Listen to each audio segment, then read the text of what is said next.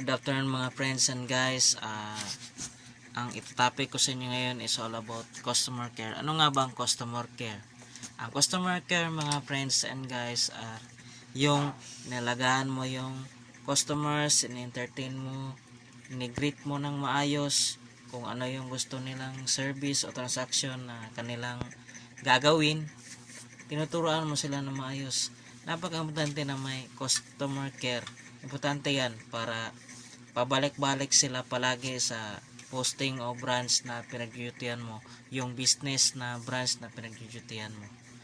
Yun mga friends, at saka kakaroon ka rin ng good feedback sa kanila.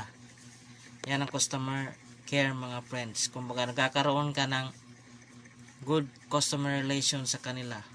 At yan lang bagay ko sa inyo mga friends ngayon, and good evening. Bye bye.